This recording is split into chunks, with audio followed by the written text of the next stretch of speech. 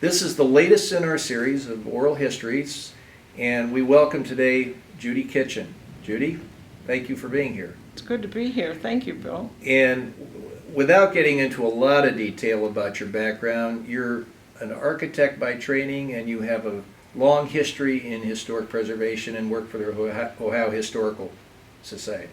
Right. My background is professional background in architecture and architectural history. So when I was in college, I was interested in old buildings. That's what I wanted to do. And then I also have a background in business administration and real estate and finance.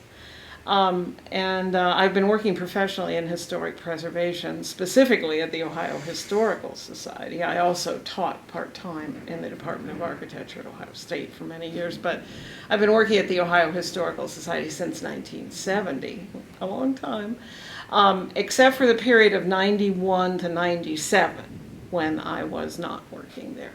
So moving to German Village in 1977 must have been a great match for you with its historic background. Oh, it was. I first started looking for a house to purchase it was either 74 or 75. And I found one that I really liked on South 5th. But we couldn't agree on a price. It was very frustrating. So I called off my search for a while. And then I saw the for sale sign in front of 619 South 3rd, and it worked out. And you've been there ever since, ever 1977? Since, yes, since 77. It'll be, 36 years? Is that right now? Right. Yes. And just to kind of summarize some of your activities in the 3rd Street corridor, would it be fair to say you've been an advocate for the residential folks on that street as opposed to maybe the commercial aspect of it? Yes, that would be fair to say. And why is that? Increase in, South 3rd Street is zoned residential. It is not commercially zoned. And there are many properties on South 3rd, even properties that are residential in their appearance, that are used for offices and other purposes that are not strictly residential. There are a number of commercial properties that have been commercial since they were built. Max and Irma's, for example, that was a commercial building initially and still is. So it was a nice balance, I think, for many years, and I don't want to see that get out of whack. That is my main concern. When after you moved here, you became involved in several activities, one of which was joining the board of the German Village Society. Yes, I was a member of the board in the 80s and for a period of time. Then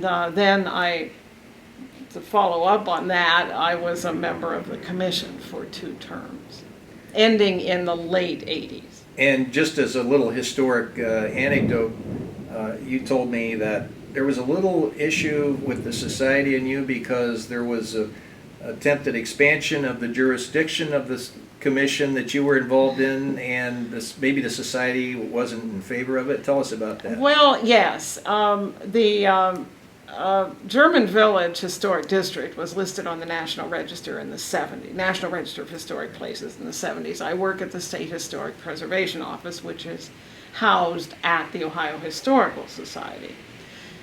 And the National Register of Historic Places program for Ohio is administered out of that office. And I did not write the nomination in the 80s to expand the boundaries, or maybe it was the late 70s, I'm not sure, to expand the boundaries of the German Village Historic District, but I supported it.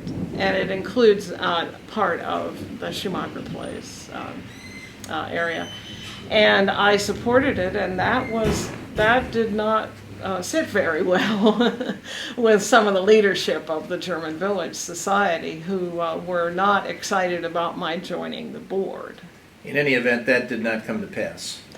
That did come to pass. Oh yes, that nomination was approved. No, I meant the expansion of the jurisdiction.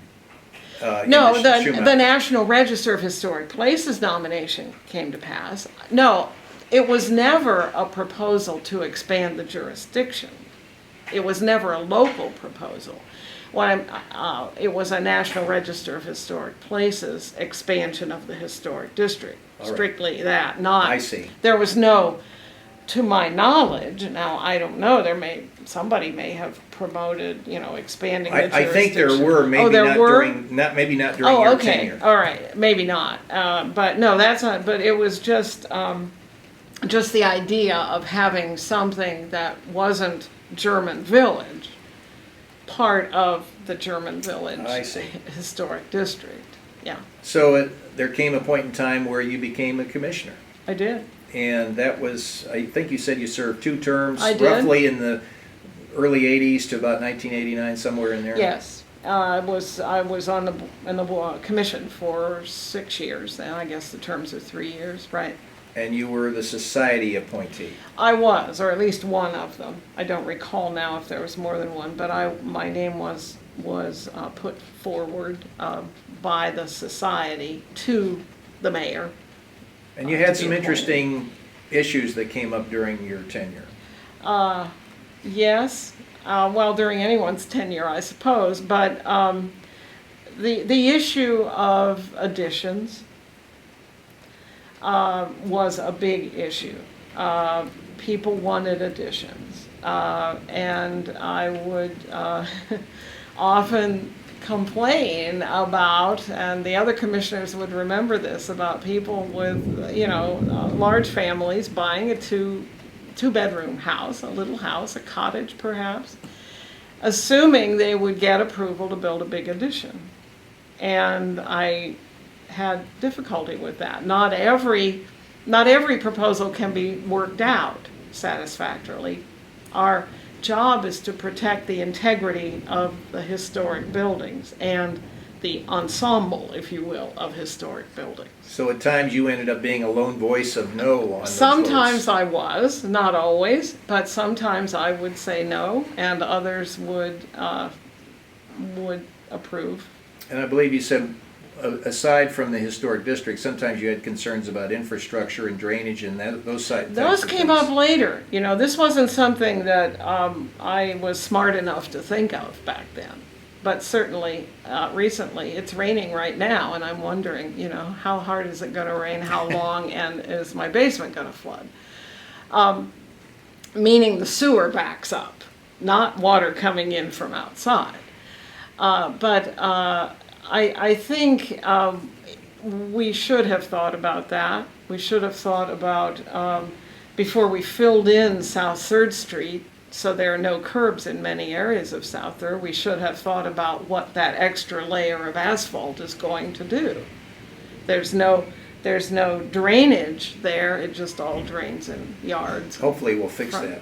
I hope so. I think that would be a wonderful thing. I hope we can stop doing studies of South 3rd and actually do something with South 3rd Street. But there were issues with curb cuts that occurred.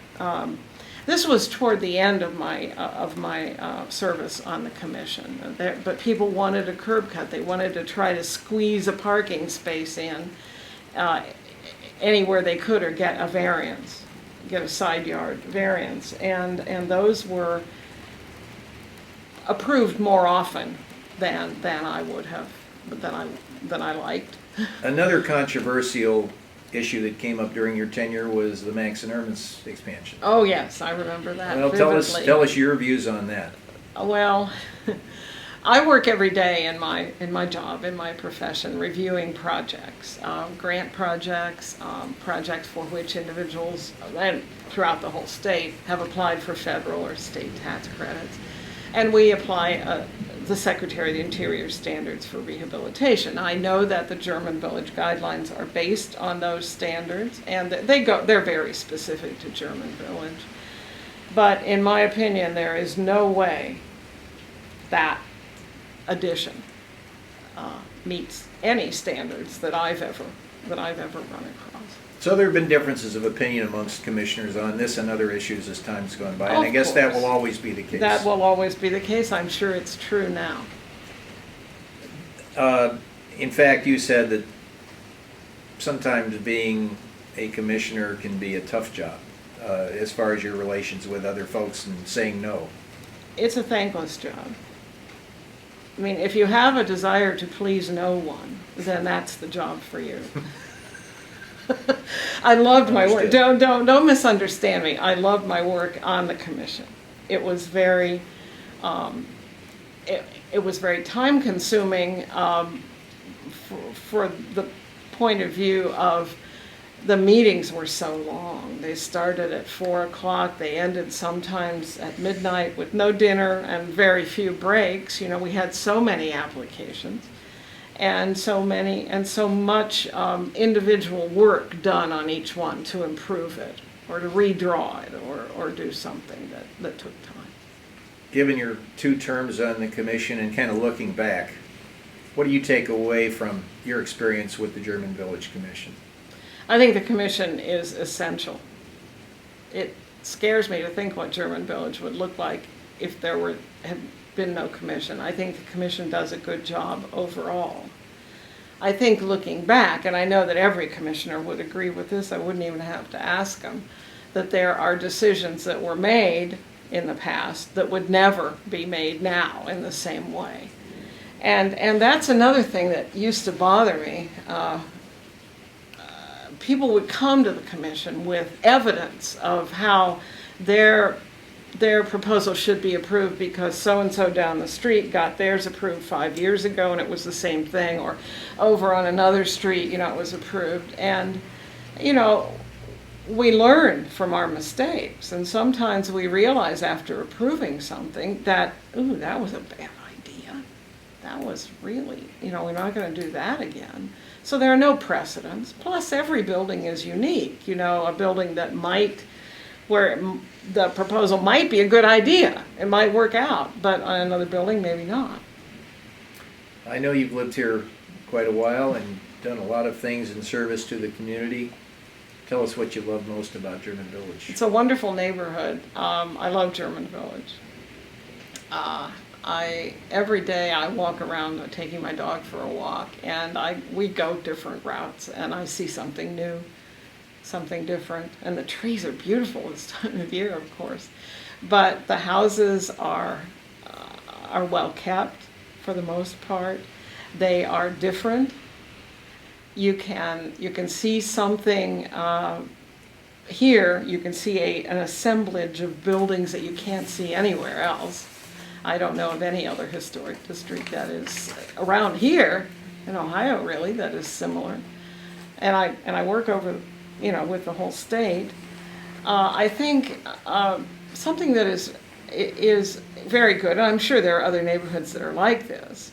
I've never lived in one, but I'm sure there are many that are, where neighbors know each other, they look out for each other. I know my neighbors. I talk to my neighbors. We're friends. It's kind of a small town in a big city, isn't it? Yes, it is. Yes, it is. Well, It's a delight every day. I agree. Well, Judy, thanks so much. If anything else you'd like to add to what you've had to say, don't want to cut you off, but we've enjoyed the interview.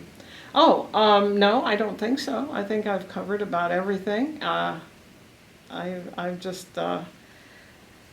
glad to have been helpful over the years, if I was helpful. I hope that I at least got some people thinking about alternatives to what they were proposing, and made their projects a bit better. That's great. Thank you so much for Thanks, meeting with Bill. us. All right. You're welcome.